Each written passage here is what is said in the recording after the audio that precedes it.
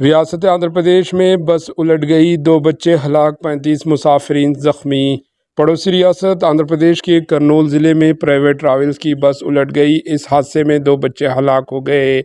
یہ حادثہ کرنول کوڈامرو کے حدود میں اس وقت پیش آیا جب حیدرآباد سے ادونی کی سمت جانے والی پرائیویٹ ٹریولز بس کے ڈرائیور نے اس کا توازن کھو دیا اور یہ بس الٹ گئی۔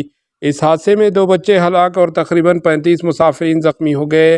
اس حادثے کے ساتھ ہی مقامی افراد فوری طور پر وہاں پہنچ گئے، جنہوں نے کاموں کا آغاز کرتے ہوئے حادثے کے نتیجے میں بس میں پھنسے ہوئے مسافرین کو باہر نکالتے ہوئے ان کو علاج کے لیے اسپتال پہنچانے کو یقینی بنایا۔ Bureau report, AHN news.